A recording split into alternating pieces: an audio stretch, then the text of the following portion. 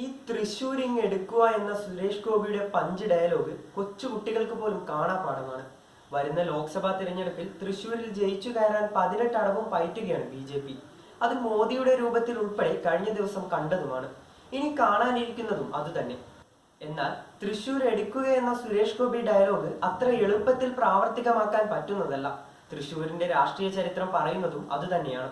CPIയുടെ sitting seat പിടിച്ചെടുത്ത് പ്രതാപൻ എത്തിയപ്പോൾ മാറ്റത്തിന്റെ കാറ്റ് വീശി തുടങ്ങിയെന്നും പറഞ്ഞവരുണ്ട്. ഗുരുവായൂർ, മണലൂർ, ഒല്ലൂർ, തൃശൂർ, നാട്ടിക, ഇരിങ്ങാലക്കുട, പുതുക്കാട് എന്നിങ്ങനെ 7 നിയമസഭാ സീറ്റുകളാണ് ഈ ലോക്സഭാ മണ്ഡലത്തിലുള്ളത്. 7-ൽ 7 ഇപ്പോൾ ഇടതുമുന്നണിയുടെ കൂടെയാണ്. എല്ലാ അർത്ഥത്തിലും ഇടതുമുന്നണിക്ക് മേൽക്കൈയുള്ള മണ്ഡലം. ഇവിടെയാണ് കഴിഞ്ഞ തവണ കോൺഗ്രസ് സ്ഥാനാർത്ഥി TN പ്രതാപൻ ജയിച്ചു കയറിയത്. കഴിഞ്ഞ ലോക്സഭാ തിരഞ്ഞെടുപ്പിൽ കോൺഗ്രസിന് അനുകൂലമായ തരംഗമാണ് കേരളത്തിൽ വീശിയത്. മോദി വിരുദ്ധ വികാരവും രാഹുൽ ഗാന്ധിയുടെ വയനാട്ടിലേക്കുള്ള വരവും പ്രതാപനെ വൻതോതിൽ തുണച്ചു. തൃശൂർ ലോക്സഭാ മണ്ഡലത്തിൽ 52.42% ഹിന്ദുക്കളും 24.27% ക്രിസ്ത്യാനികളും 17.07% മുസ്ലിങ്ങളും ഉണ്ടെന്നാണ് 2011 സെൻസസ് പറയുന്നത്. കഴിഞ്ഞ ലോക്സഭാ തിരഞ്ഞെടുപ്പിൽ പ്രതാപന് 4,15,089 വോട്ടുകൾ കിട്ടിയപ്പോൾ CPIയുടെ രാജാജിക്ക് 3,21,456 വോട്ടും BJPയുടെ സുരേഷ് ഗോപിക്ക് 2,93,822 വോട്ടും കിട്ടി. പക്ഷെ മോദിയുടെ ഇമേജിന്റെ പുറത്ത്, മോദിയുടെ ഉറപ്പിന്റെ പുറത്ത് തൃശ്ശൂർ മാറി മറിയുമോ എന്ന ചോദ്യം ഒരു ചോദ്യം തന്നെയാണ്. പ്രതാപൻ ഒരു ചെറിയ മീനല്ല എന്നാണ് ഇതിനുള്ള ആദ്യ ഉത്തരം. തിരഞ്ഞെടുപ്പ് ഒരു പരീക്ഷയാണെങ്കിൽ പ്രതാപൻ അതിൽ ബിരുദാനന്തര ബിരുദമെടുത്തിട്ടുള്ള കക്ഷിയാണെന്നാണ് തൃശ്ശൂർക്കാരുടെ ഭാഷ്യം. തൃശ്ശൂരിലെ തീരദേശ മേഖലയിൽ പ്രതാപനുള്ള വോട്ട് ബാങ്ക് മോദിയുടെ ഉറപ്പിനും അപ്പുറത്തുള്ള ഉറപ്പാണ്. മുസ്ലിം, ക്രിസ്ത്യൻ സമുദായങ്ങളിലും പ്രതാപനുള്ള സ്വാധീനം ചെറുതല്ല. മണിപ്പൂർ കലാപം കേരളത്തിലെ ക്രിസ്ത്യാനികളുടെ ഇടയിൽ സൃഷ്ടിച്ചിട്ടുള്ള ആശങ്ക ഇല്ലാതാക്കാൻ BJPക്ക് അടുത്തൊന്നും ആവുമെന്നും തോന്നുന്നില്ല. സാക്ഷാൽ മാർപ്പാപ്പ പറഞ്ഞാൽ പോലും മണിപ്പൂർ മറക്കാനാവില്ലെന്ന് പറയുന്ന ക്രിസ്ത്യാനികളുള്ള ഇടമാണ് തൃശ്ശൂർ. ഇവിടെയാണ് മോദിയുടെയും സുരേഷ് ഗോപിയുടെയും വ്യക്തിപ്രഭാവത്തിന് പുറത്ത് BJP വെറ്റുവെക്കുന്നത്. സുരേഷ് ഗോപി തൃശ്ശൂരിന് ഇപ്പോൾ ഒട്ടുമേ അപരിചിതനല്ല. പ്രതിസന്ധികളിൽ, പ്രത്യേകിച്ച് മനുഷ്യർ നേരിടുന്ന സാമ്പത്തിക തകർച്ചകളിൽ സഹായവുമായി എത്തുന്ന സുരേഷ് ഗോപി LDFനും UDFനുമെതിരെ BJPക്ക് കിട്ടാവുന്ന ഏറ്റവും ജയസാധ്യതയുള്ള സ്ഥാനാർത്ഥിയാണ്.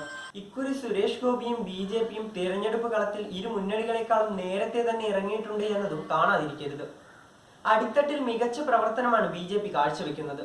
ചുരുങ്ങിയത് 50,000 പേരെങ്കിലും വോട്ടർ പട്ടികയിൽ BJP ചേർത്തിട്ടുണ്ടെന്നും പറയുന്നു.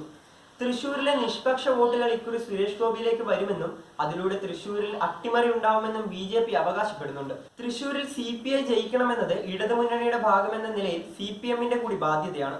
പക്ഷേ BJP മണ്ഡലം പിടിച്ചേക്കുമെന്ന നില വന്നാൽ ഈ ബാധ്യത വേണ്ടെന്ന് വെക്കാനും CPMന് കഴിയും. തൃശ്ശൂരിൽ ഇത്തവണ സുരേഷ് ഗോപി ജയിക്കുന്നത് ഒരു തരത്തിലും CPMനും കോൺഗ്രസിനും അംഗീകരിക്കാനാവില്ല.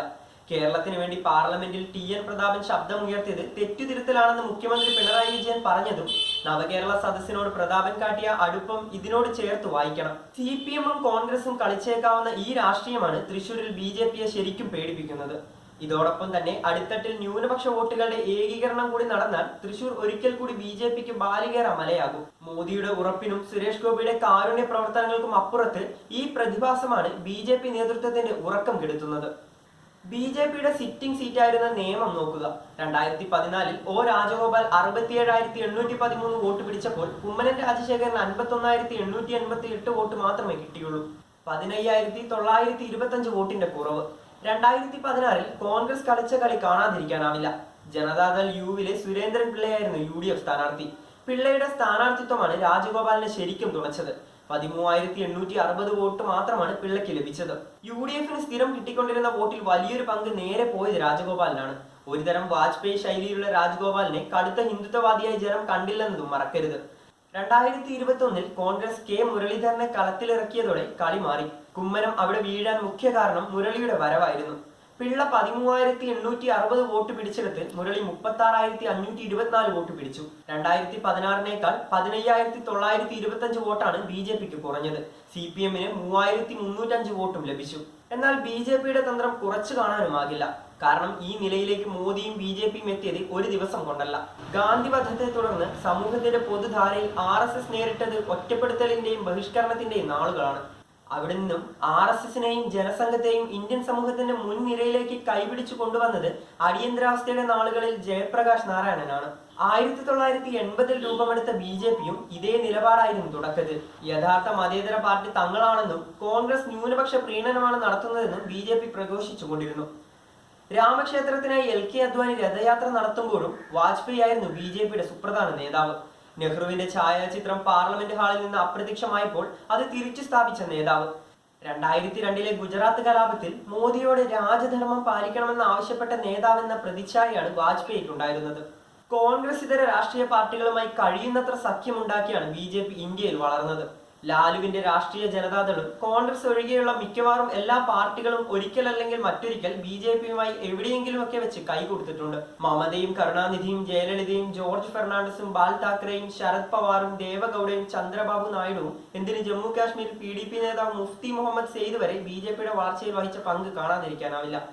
കേരളത്തിൽ ഇത്തരം സഖ്യങ്ങൾ അന്യമായി എന്നതാണ് BJP നേരിടുന്ന വലിയ പ്രതിസന്ധി.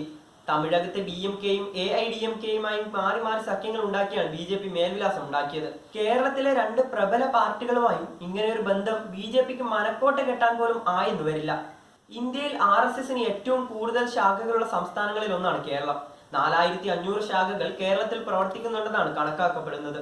പക്ഷേ RSSന്റെ സംഘടനാ സംവിധാനമോ കേന്ദ്ര ഭരണത്തിന്റെ പിൻബലമോ കേരളം പിടിക്കുന്നതിൽ BJPക്ക് നിർണായക പിന്തുണയാവില്ലെന്നാണ് കഴിഞ്ഞ നിയമസഭാ തെരഞ്ഞെടുപ്പ് ഫലം തെളിയിച്ചത്. ആളിനും അർത്ഥത്തിനും ഇക്കുറി BJPക്ക് ഒരു ക്ഷാമവും ഉണ്ടായിരുന്നില്ല. സംഘടനയ്ക്ക് സംഘടന, എന്തിനും ഏതിനും പോന്ന അഖിലേന്ത്യാ നേതൃത്വം, അനന്തവും അപാരവുമായ ഫണ്ട്, എന്നിട്ടും BJPയുടെ വഞ്ചി ഇപ്പോഴും ശൂന്യതയിൽ വെളിമ്പറമ്പിൽ തന്നെയാവുന്നത് എന്തുകൊണ്ടാണെന്ന അന്വേഷണത്തിന് തീർച്ചയായും പ്രസക്തിയുണ്ട്.